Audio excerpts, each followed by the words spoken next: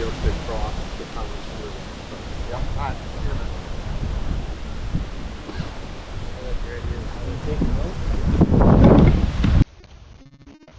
You put all these in? No, we put them all in. All three of these trees are 7 years old, and they were 2-inch cal. Like that tree's about the size it was when we planted it. So yeah, I don't know what the difference is, but I think we've learned that, yeah, plant more than what you want to actually survive, because you're going to have some loss. I think it could be that clay soil that we have, like maybe that right there is more clay and the roots can't get down, maybe. Not sure, but. What's the deer density like around here?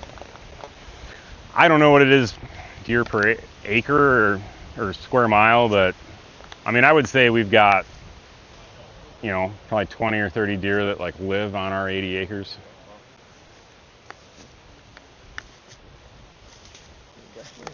No cover, that's one thing. There's a lot of cover there. Nice. That pond almost dried up a couple years ago. The beavers moved back in, and now it's, the deer used to cross right over here, and that might also be why the stand isn't quite as good as it used to be, because the beavers flooded this a lot more now, and like the deer don't cross there anymore. But yeah,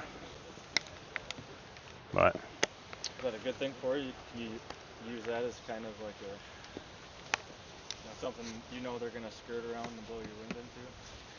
yeah, we don't have anything set up here to take advantage of that, but we definitely do in other spots. I mean, I think there's like 7 or 8 ponds on our property like this. It's quite a few. But yeah, where we're gonna go do the cutting, hinge cut demo is in that timber right across the other side of the pond. So yeah, we're at number 8 right now, and we're gonna go ahead to number 9 on the map, which is, yeah, basically right across the pond, and then our second biggest food plot over there. But which one is this? Is that a Fuji? I think the Fujis seem to do well here. Red Fuji. What is it? Red Fuji.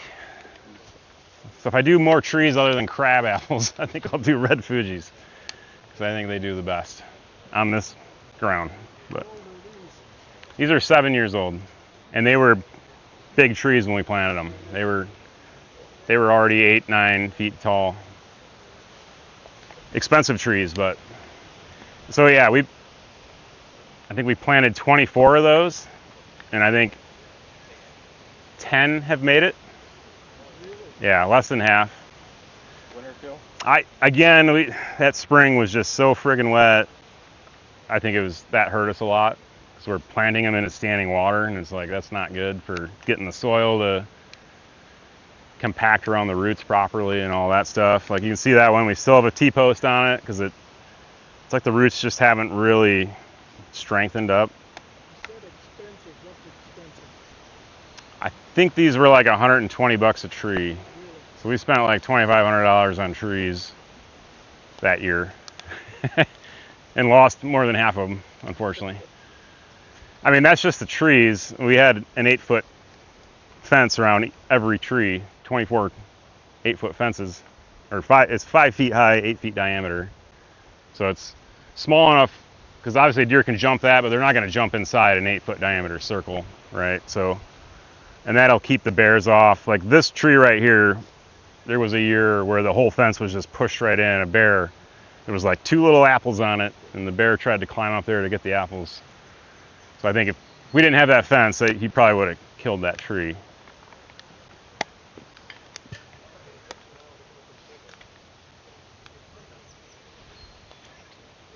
Keep going? Sure. Yeah. All right.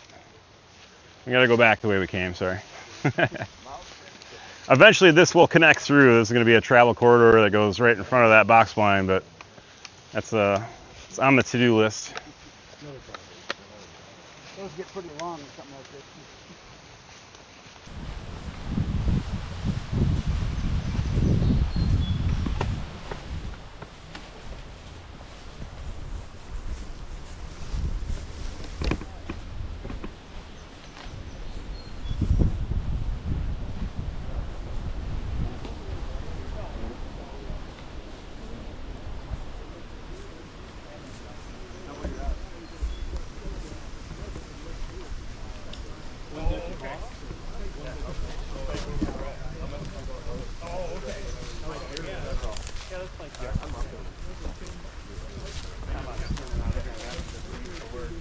The drive is not. Yeah. It was a good ride, so I don't know what the way back. Mine's still here. I think it was. You think it'll be busy? I don't think so. Saturday. Oh yeah. When we do that, a couple weeks ago we had to go on Saturday night. So and it wasn't, it wasn't bad. Not like Sunday is. Yeah, I don't miss that for Sunday, Friday north and Sunday south. I do not miss that at all. Tuesday morning south and Thursday night. Yeah, north is a lot better. Once I get back, once I get to Swin, I start realizing how much more I love up north. Okay. Yeah. I think where you're up close to the north now, I guess. Yeah. I think I found you on one time and then I okay. Oh, yeah, I think I found it. Yeah, I'm Roby Road. Okay.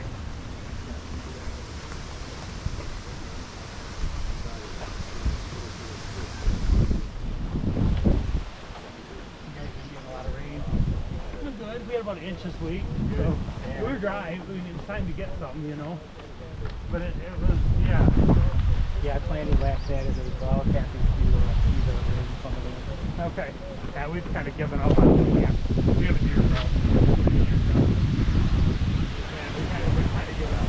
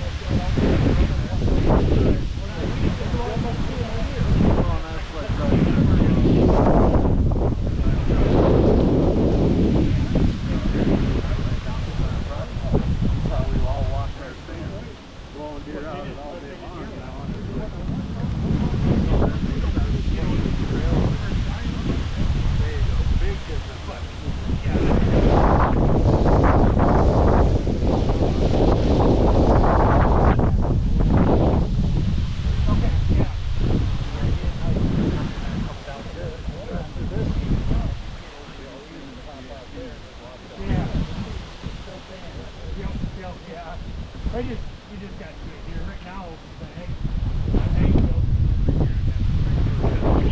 They're all corn.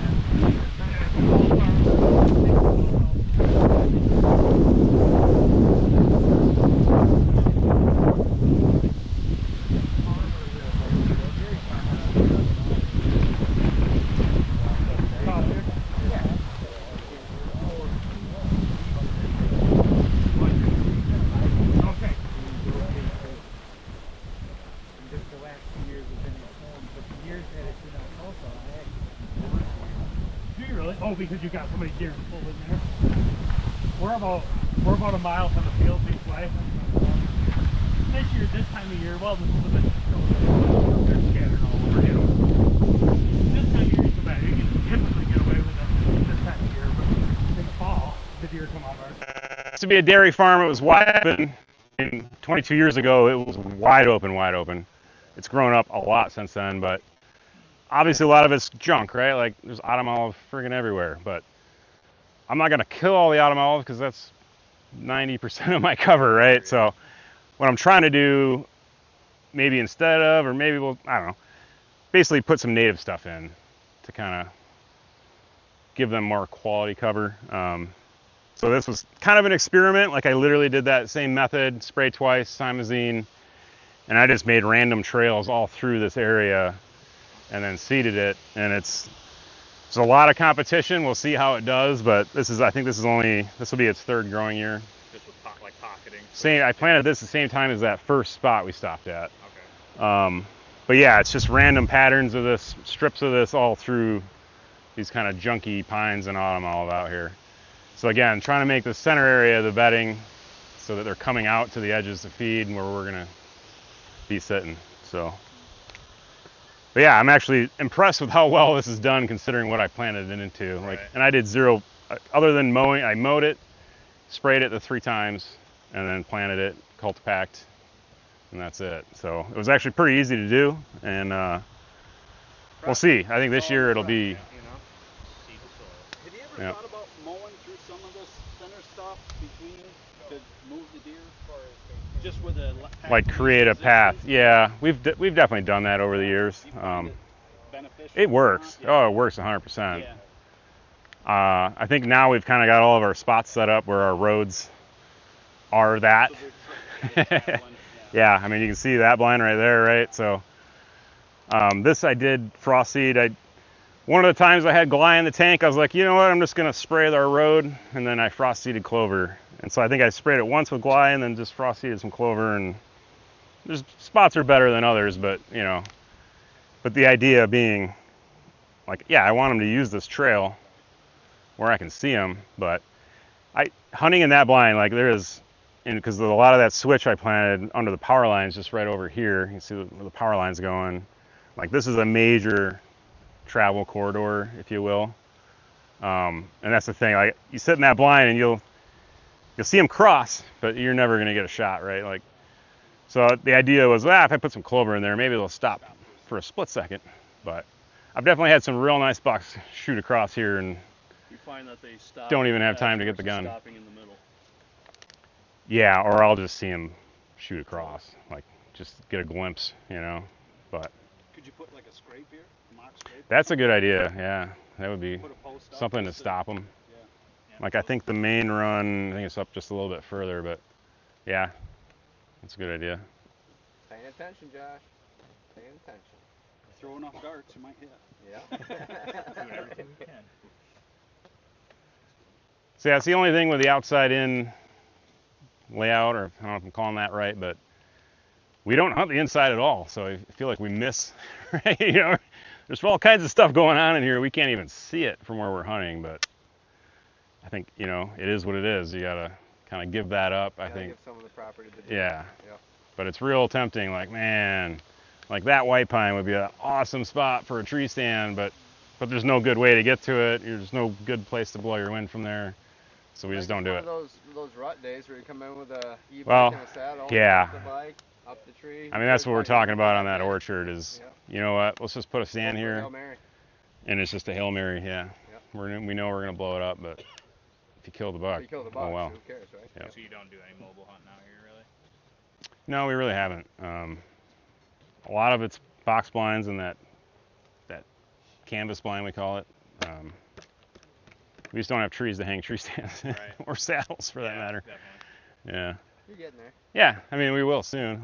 I'm curious how those hybrid popples that we planted. We planted 200 hybrid popples out here this spring, and supposedly those shoot out of the ground. It's my first time messing with them. Do you guys do much like rattling or anything? I mean, I know it's Michigan, but like just light stuff at all to maybe pull them out? I don't- Because it seems like they could be almost anywhere in here. Yeah, Just to pull them I haven't, no. I think that could work. I mean, that's the thing, like, See 'em, they could without, since we stopped baiting and since we stopped spooking the deer out of here all the time, like the deer are actually acting more like deer, right? And like I've watched more little bucks fight than I've ever seen in my life, just in the last 5 years probably, which has been really cool. So yeah, rattling might actually work here now that you say it, like, I'm not talking like a big 150. because I feel like, I mean, A couple little 4 points. Maybe. yeah, I mean the big buck I shot, that it was like October 12th. It was early in the season, and that morning I heard rattling. Like I heard he was fighting another buck right out in this big field, and when he got done with that, he came back by me to go to bed. And so yeah, I don't know that I've ever heard rattling naturally in the woods before this last few years. So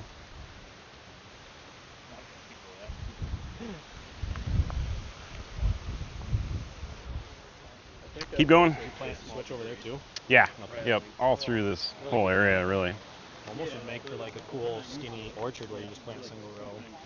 The switch on each side, since they naturally go through. You're not to hunt it, right? Just give it to the deer. Yeah. Be a paracord between your neighbors pines and then drop Just your a- pine down there. Won't interfere with your tractor. That's a good idea. Yeah. What's the flag for? There's a hybrid popple planted there.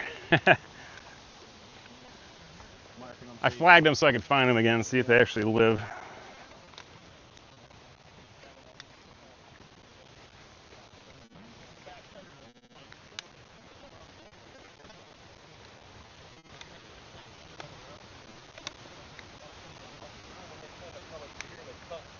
breeze. I know. Put one down here. We're In the hole. down in the hole. This is where the wind swirls. Yeah.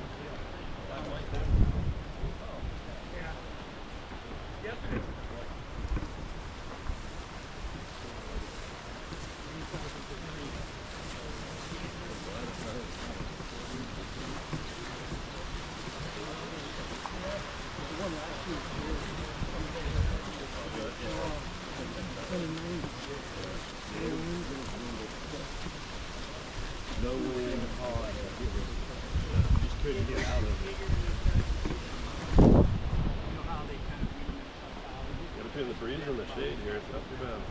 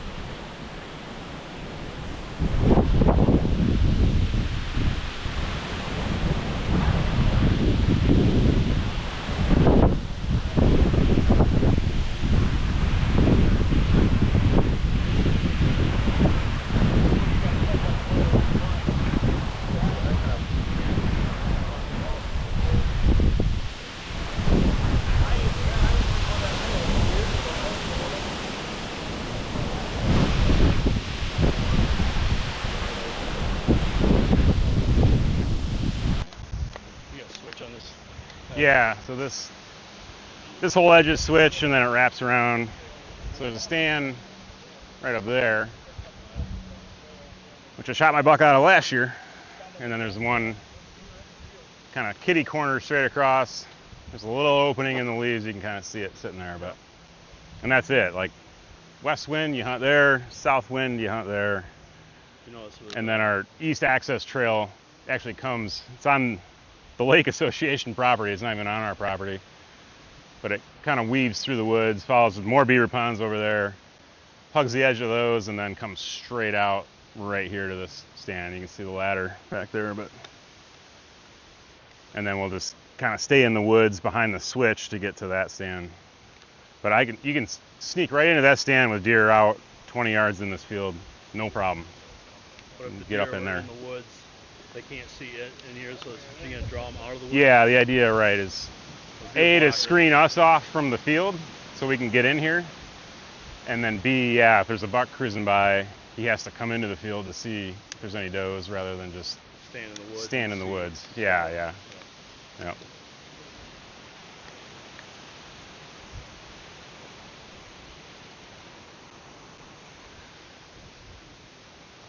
On that long run back here, have you ever thought about temporarily putting something across the trail so that they don't see so far? Because I found that like on a my visual barrier. property. If they can see like from here to where those guys are, they don't like that. Yeah. But even if you just had some dead trees that you could if you're high enough to shoot over them, that you could lay a couple dead trees down, they can't see past it.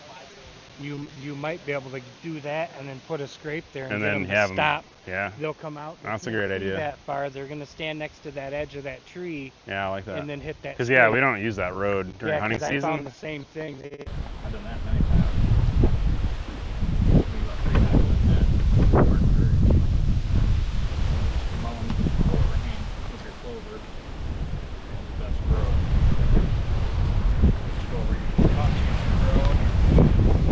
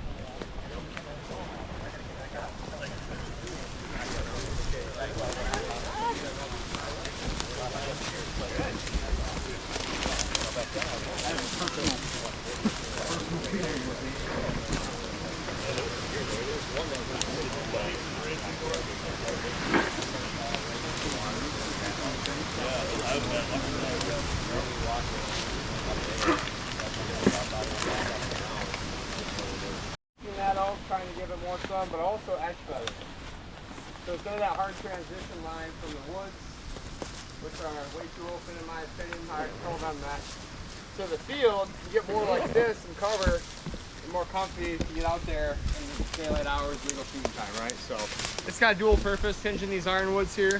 You can hinge, you can fell trees out, but it's also just releasing this oak, giving it more air and sunlight in the future. So, you know, certain spots where we set up hunting locations, we'll have edge feathering all the way around a food plot, you know, outside, in, whatever. So I just want to give you a little example here of that. And honestly, we're going to a hinge cut bedding area. We did a very small version of over here, Matt and Corey did. And we'll show you the different hinge heights. But if you're in a bedding area where you want deer to spend time, we hinge higher. Chest, neck, be careful obviously. But gives them a little overhead cover, not that they need it, but it keeps that tree from becoming more of a fence. Where if you go low, you know, deer, it's more of a barricade. So you can do that next to your stance maybe. You don't want them getting downwind of you or something like that. Those are the two different styles we always talk about on the show. And you want to leave a lot of like enough meat on them too, because if this was for like bedding or something, this may end up ironwood's pretty strong, but you know it'll sag over time. So it might be like a hinge cut this year, but next year it's like all collapsed when snow hits it or something. So that's like if you use a habitat hook. I don't think we didn't have one out here today, but those hooks make it so you don't have to take quite as much meat of that tree off, so they don't fall down and fail. It gives them more chance of survival too. Exactly Are right. you getting stump sprouts off that? Some trees stump sprout better. I don't know what ironwood does, but some will stump sprout really well, and some don't at all. Maples do great. Maples do good, like locusts do good. Yeah. Yeah. Aspen and poplar, they'll root sucker. After you terminate the tree. You hinge cut any time of the year? I like doing it. Maples I like after they start filling up and start greening up a little bit. In the winter, I snap them off in the winter, it seems like. What about middle of summer right now? Yeah, you could. I wouldn't touch an oak in the middle of the summer because just oak wilt could set in. But yeah, you can non-desirable species. Sure, there's no reason you can't. Yeah, I mean, any time to cut a tree, you know, it's a good time to cut a tree. Yeah. But also, like, in the summertime when the leaves on, you think you got a bunch of cover here. You think you got a bunch of cover there. And those leaves all fall off, you know, it's not as much cover as you think. So it can be a little deceiving during green up if you're cutting them. So keep cutting. You know? But it's a good time when they're green, you can see how much light you actually have in the wood. If you cut in the fall, you cut in the winter, and you're like, oh, there's a ton of light, and then all of a sudden canopy fills in. Isn't there a timing issue though where some leaves will hang on to a tree for that season if you cut them before it gets to the drop time for those leaves? I've seen like oaks do that. They'll hold on. Beech will do that, I think. Beech will too. They'll hold on to them. Yeah. Yeah. Well, that's a benefit then. I like that for a spring tree then. You know. I've hinge cut maples in the wintertime. You're in high density areas. It's not going to live. The deer are there. There's nothing else to eat. They're Yeah. eating all the buds off. Yeah. Yeah. I've dropped maples in October before they drop leaves, and it's like dropping a food plot because like those leaves have high sugar content. Then they'll come and eat the leaves off of a maple tree like you put a bag of corn down. It's almost like you should make on top of some structure. Yeah. If you cut trees summers all, drag all that brush underneath it and then lay that tree down. Yeah. That's what you'll see we did over here. Yeah. When we make bedding areas, we want to try to get a big tree, fell it first. First of all, that's most of the canopies, that big one, right? So fell that big one first, which you'll see, and then we like to lay the little ones on top of it to keep them from sagging down and breaking over time. Yeah, keep them up longer for sure. And it's really hard to hinge cut a tree that big, right? So just Yeah, that tree fell won't. it, get it on the ground, don't hurt yourself, and then have some fun with the more micro stuff, you know? Is that red oak a producer or is it not, has it been not? I'm sure that one produces. It produced last year. First time I think I've ever seen it. Oh, produce, really? But we had bumper crop of acorns everywhere last year. And then the I'm one next hoping- to it's a nice scrape tree. I mean, there's Hopefully we clear this a up. couple It'll scrapes start on that other one, that other oak that's over there. Nice scrape branches going out to the edge of the field. So yeah, where we're standing right now, this whole corner of the property, the northeast corner, 15 acres, we just bought it 7 or 8 years ago. So like this whole woods was not ours until just, you know, relatively recently. Yeah. That's why we have not really done anything in here yet. Yeah. Well, it's a cool. This is a cool bench. Walk back to Matt and I while back here. Like this like, seems pretty cool. The only problem is it's a beaver pond that wraps all the way around, so the deer are kind of like, I feel like maybe they feel trapped in there, but I don't know. Really? Yeah. I can imagine them like up on this edge, bedding up on this edge. They can see danger coming that way. They can see your blind or kind of see your blind. Yeah. They might like it. Yeah. Yeah, I told Doug yesterday, I'm like, we're beautiful woods in here. I was cutting all down. Yeah. Saul and I almost got kicked off the place. We were like, let's do it. Let's clear cut this when they come here. Let's surprise them. Yeah. Yeah. And like you said, with that pond there, You're right off that edge, watching the You're hunting just far enough. This is an awesome fall sense security right now. We can blow our wind into this. How's that we're doing this? Yeah, this little spot up there. You leave on the ocean.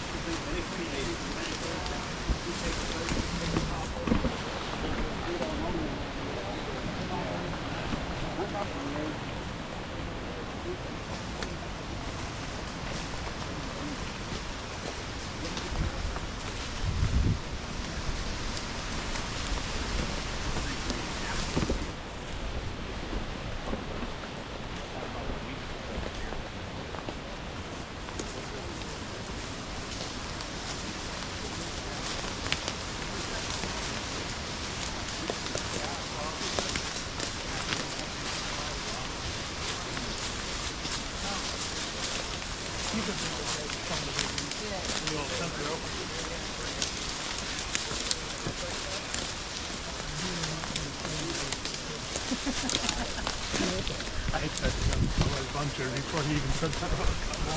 I said him color buncher before they said that.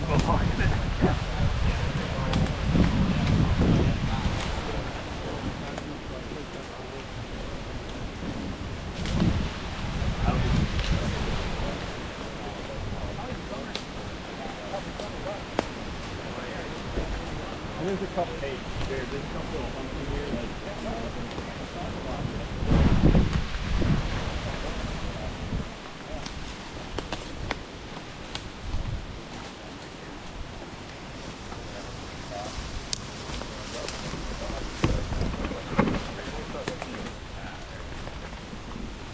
Alright guys, so this area here, like we talked about, just sets up for good bedding. This is the very beginning of what a hinge cut bedding area could look like. Kind of look like it's a little messy, trees are a little big. But you see we fell that big one over there, fell a couple here. Give you something to start piling on, right? So you're starting to get some sunlight, you need a lot more. But look at the sight barrier already, right? Where here you can see 100 yards, here it's a lot harder. So if you just kept working like this in different pockets, quarter acre at a time, half acre at a time. You don't need to do the whole woods, and you don't want to do zero, so somewhere maze and pocket effect like Doug does with the switchgrass out there. And what you were saying about these beds here. Yeah, these like little humps, they might Little hump here. yeah, find these little flat spots and try to create beds around these little, this little bit difference in terrain will attract the deer to come bed here.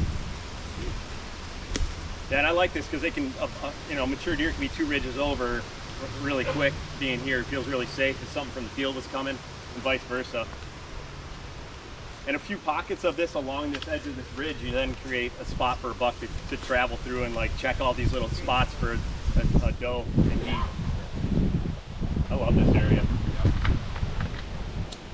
So a finished one of these would be a lot more cutting, right? Like take down these big trees, maybe get them logged first, and then come in here and have fun with these smaller trees.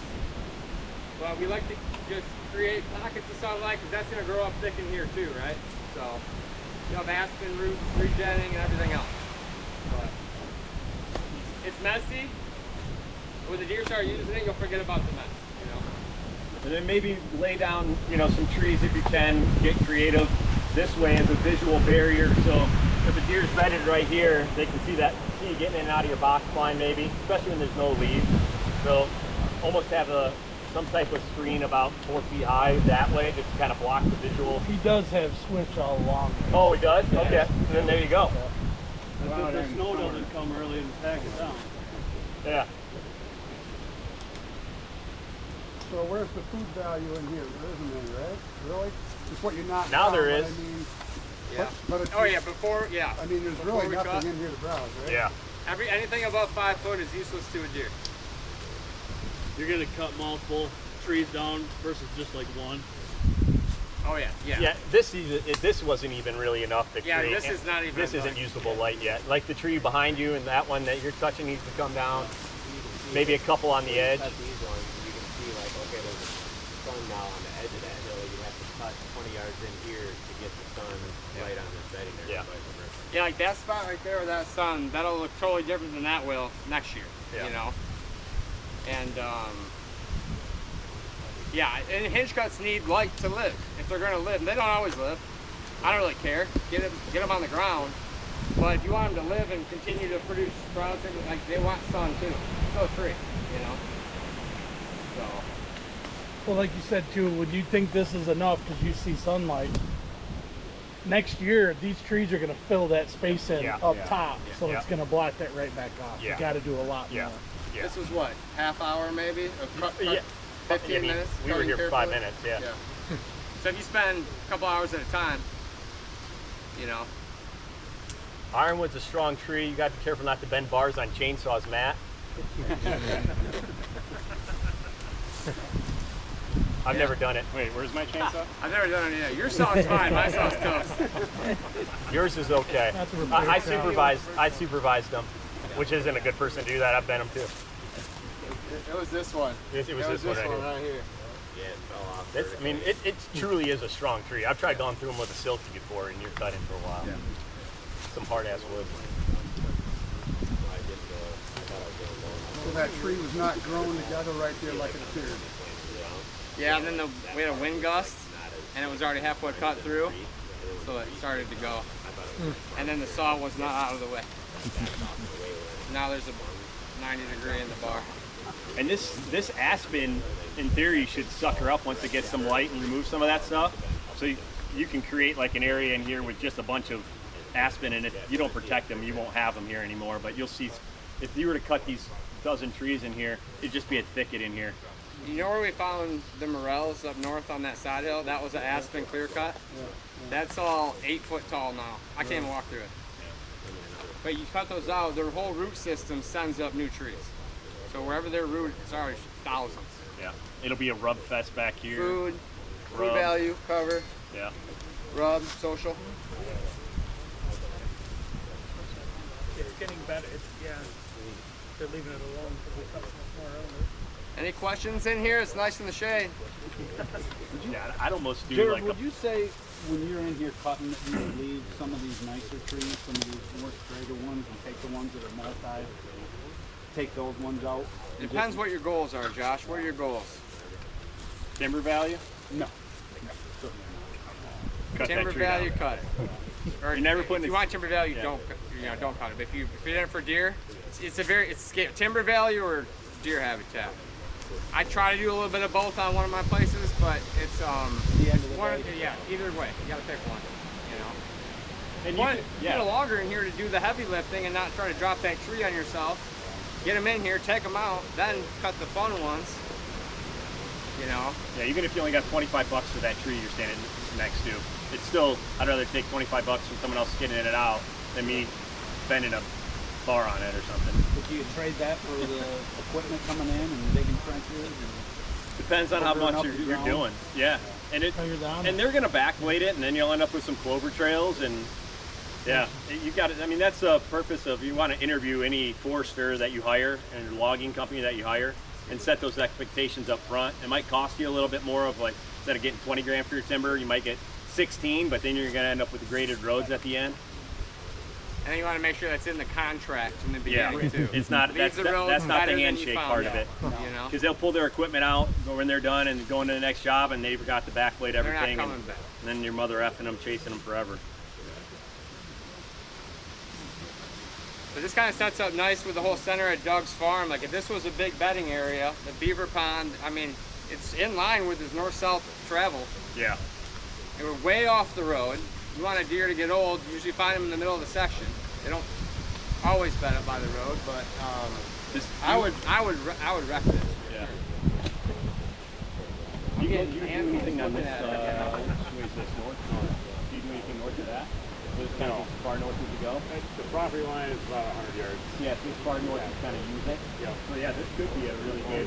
Because then you pop down to, because there's a line, there's that one line over there on the river pond. You got We're gonna cross right into this. We're gonna go back down. See, this is a perfect hub. This is a perfect place to bed bucks.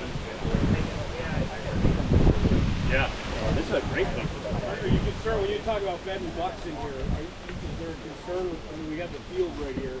You're going to have all the does in here, right? Typically, the bucks are not going to bed. Would this not turn into doe bedding? It might turn into doe. Yeah, you're right. Yeah. The doe's probably bed up here, but he'll bed He'll be down over the hill. Yeah, he'll be on the next switch back. Exactly. So you put your does on the food and then let your bucks go back in deeper. Yep. So I would hinge cut on the neighbor's line and bed my bucks on his line, so when he walks out, Yeah, so he walks out, he pushes them onto you. it's gonna blow the buck. You back want to be this the way. property, get scared into everything. Yeah, Paying everything. attention. Yep. So I love it. I've played this game. Yeah. No, this is, like you said, this will, you get doe bedding probably right off the field in here. Yeah, but I love this. But you know, if you're hunting right there and he's running through here checking all these doe beds, Yeah. you know, he's on your ground. Yeah. Yeah, I'd almost make another where that pops out. I think that is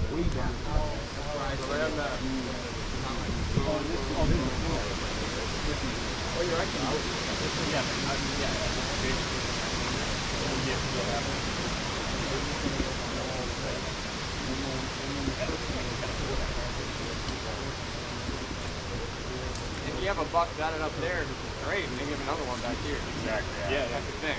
The nicest one we've had Now you that spread- on us was way in. Yeah. Oh, really? Yeah. Did you throw and grow anything in here? Somebody don't put everything up Goes that up they closer to want, your buck you know. by You can treat it for automobile and stuff later. Instead of at dark, you hit it by The logging roads, I'd hit those with clover, chicory, or something like that after they're out. And you could, but if I were to do that, I'd run some fire through it first. Probably try to kill some stuff, get some leaf litter off the ground. But the sun will bring everything up right through it.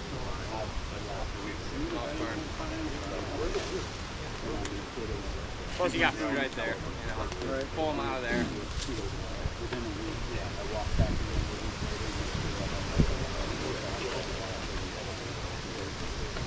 Any questions in the woods?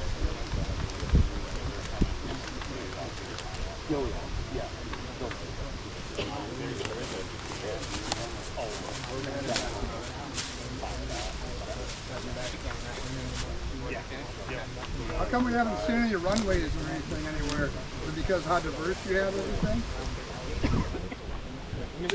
Yeah, I don't know. I think maybe just stuff's grown up. There's It's tough to see this time of year. Unless This time of year. unless they're horse trails or something. Yeah, they're tough to see.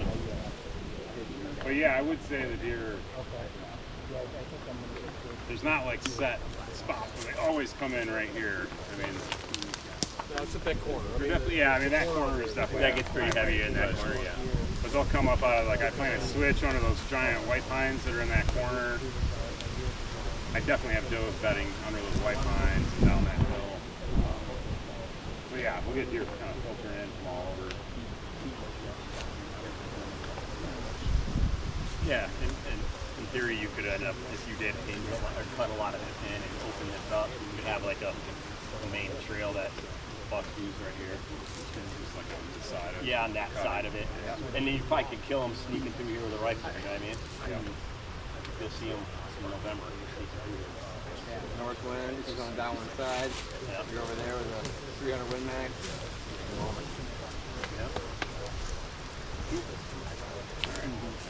Only one though, you can only shoot one buck.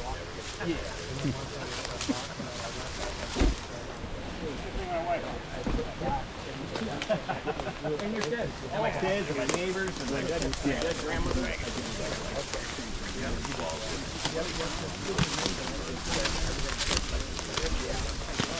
How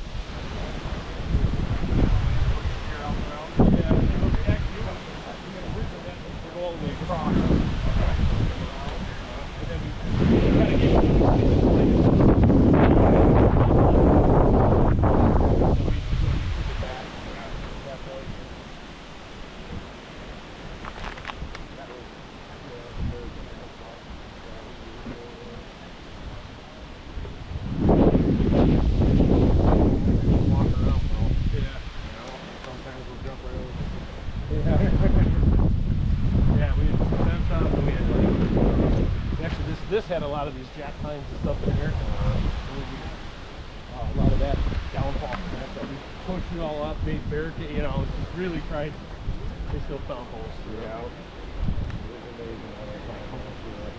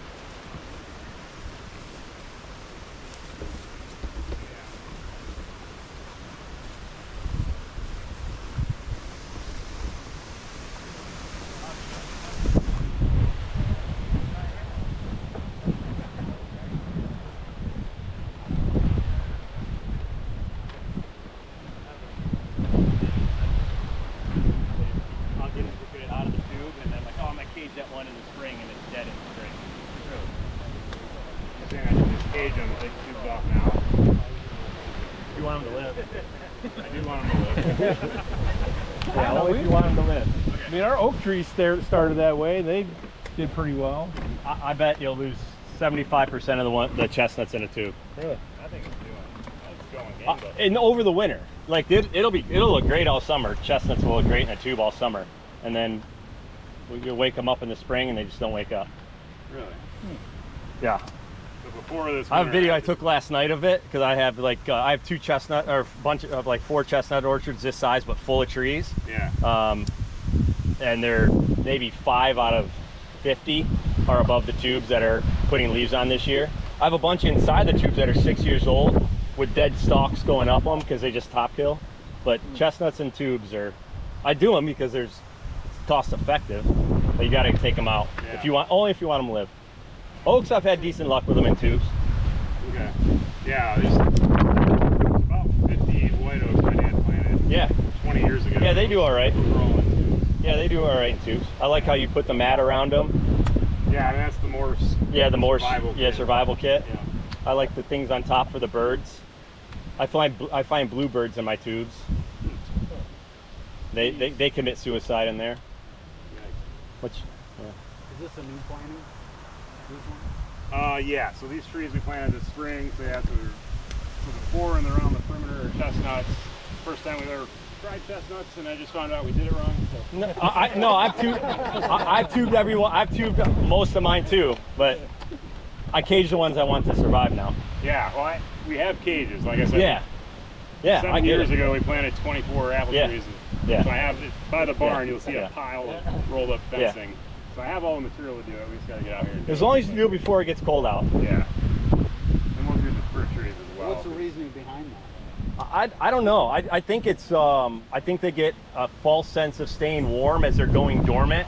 You know what I mean? They have that and then they wake up before other things before they're supposed to because they're insulated in a tube. So I think they end up freezing and killing themselves like that. They used to tell you in the fall to raise the bottom. To raise the bottom. Yeah, that keeps the mice out too. Yeah. Yeah, it's supposed to keep the mice in. Yeah, and it keeps it draft to keep them cooler too. Yeah, so that's a good idea. I ought to try that. Just lift the tube up a little bit instead of taking it off. Yeah, once the leaves get down in there, the mice make nests and they hurdle the tree. Yeah. I'm liking the sound of the cage. I mean, of course, depends how many you're doing. Yeah. I'm getting ready to do 100, 10. so. There's those. I mean, you guys saw when we went through the orchard, the 3 tubes there. Yeah. Those are apples in a pair. 2 apples in a pair. Yeah. And 4 chestnuts. Yeah. So I think I have enough material to cage all those. So you should have had all the cages. Yeah, what, sitting out chestnut? here and do a Chestnuts, demonstration. they're not growing very well. Had about 10. Are they multi-stemmed or single stem, or some of them multi? I've gone through and trimmed them. I don't know if that makes it. I've gone through and almost like picked my best, I don't my know, leader. yeah.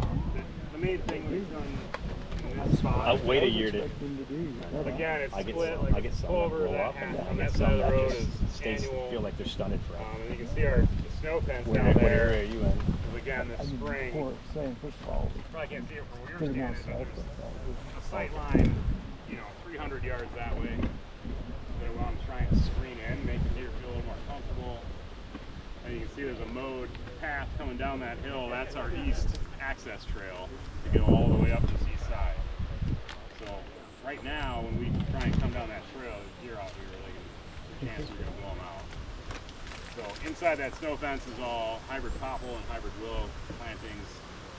And the hope is those things jump out of the ground and get tall enough quickly to at least put something there. I know once the leaves are down, it's like a lot, but at least there's something.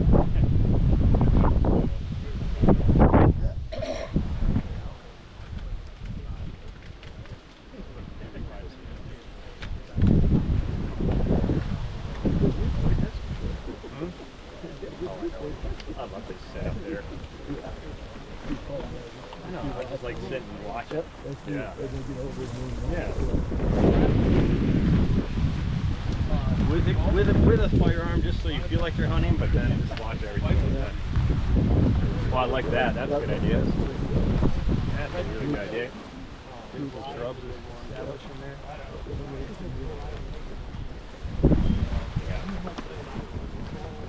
Gotta keep those destructive creatures out of there. So we can hunt them.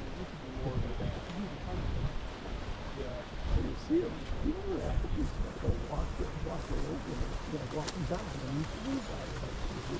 you wait 5 years, you'll get a lot better food off of that, buddy. Yeah. Yeah, that's sweet. Powerful. They're not low. That's 20 feet. Yeah. I don't know, man, is there anything else? Yeah, we built one like a double deck. My neighbor wanted one that you could get in and store stuff in. You know, the thing would be, the switchgrass on the way out. It's pretty. Yeah. I mean, as far as, you already talked about. And then, yeah, we go up to that front field and talk about the switch one there and then the native planting.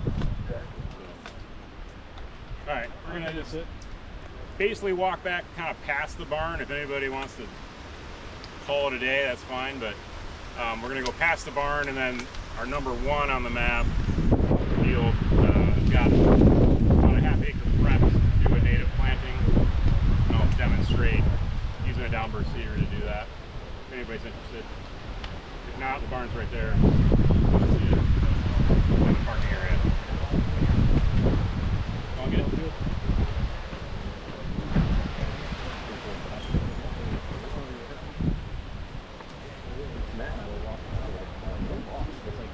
Once you don't know where you're at, it's just because of the rolling, yeah, it's not straightforward. And the trails, you turn around. Yeah, the trails turn you around. Yeah, we definitely looked at the map.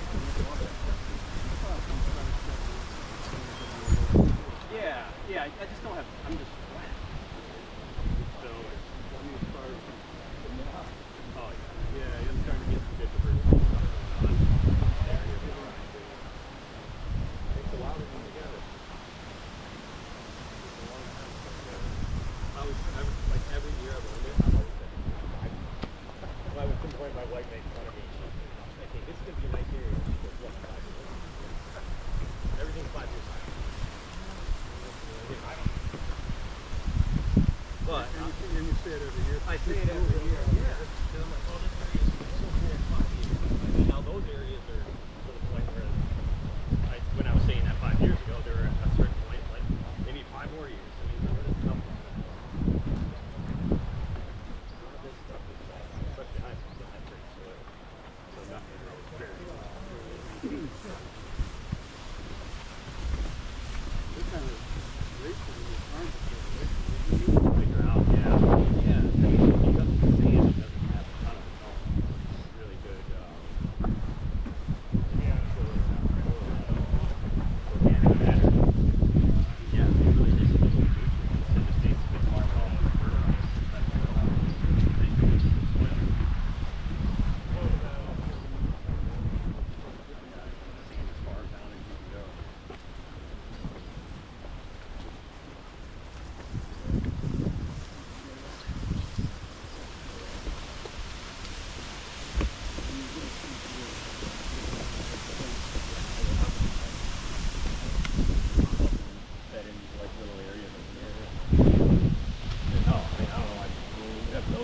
right here. Yeah, there's that everywhere. Yeah. Walking down here, Dave right there. Yeah, I mean, in my mind. No, in my mind, I think about cruising down one side of this.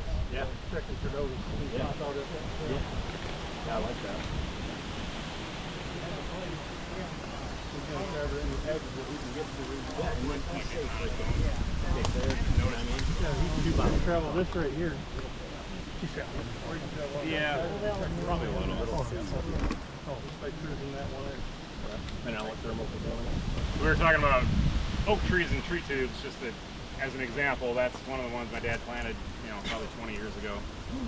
And that's started out as a little like 18-inch sapling. So, but obviously white oaks are very slow growing. So I'm hoping in like another 20 years, maybe it'll start making some acorns. Yeah, I know. How old did you say that was? About 20 years old. Yeah. Maybe another 10 years. Yeah. If we're lucky. Yeah, I planted a bunch of white oaks 5 years ago, and they're just about out of tube. So I figured maybe by the time I die, I'll see an acorn on it. Yeah. Cutting those. Yeah. Probably should. Yeah. But don't think that planted. My dad just randomly scattered them all over the property. Great, probably low out. Unfortunately, there's no. Yeah, it's not going to be a good way to hunt them. Sucking all the life out of it right there. Oh yeah. I think he had like nearly 100% success. I literally went around one winter and counted them all up.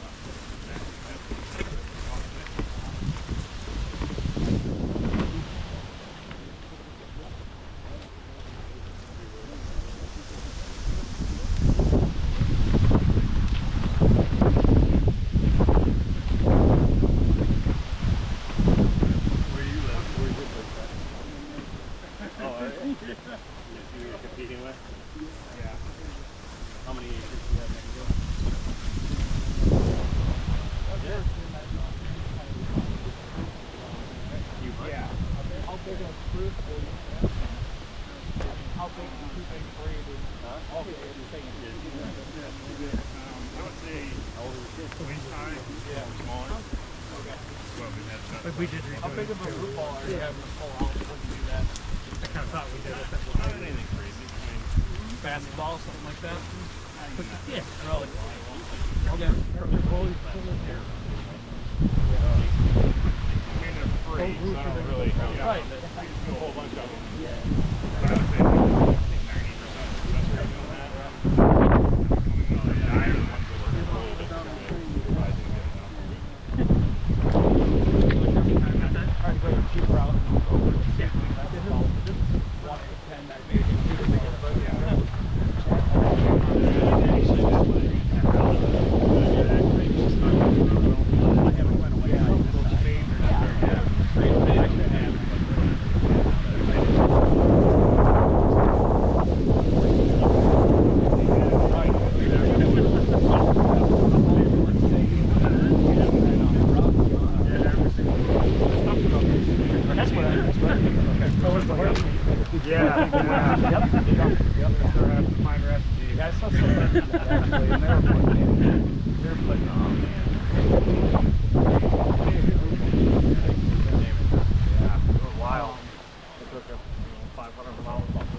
Oh, really? Did they really? Yeah.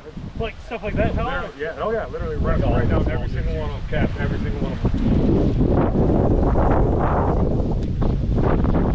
Yeah. So I take it you got some bears around here. Yeah. See the fence over there is pushed down. That was just a few weeks ago or a month ago. Oh, they want to get in there, huh? Oh yeah. My brother does. I'm waiting for Matt so he can talk about his bees. He had some empty hives sitting on that trailer over there. Yeah. The idea being if one of these swarms on them, that they would move in there and catch them. Did you do it? Bear. Oh, they took your swarm trap? Yeah. Was that from a split, that little, the single deep? Yeah. Oh, here's Matt.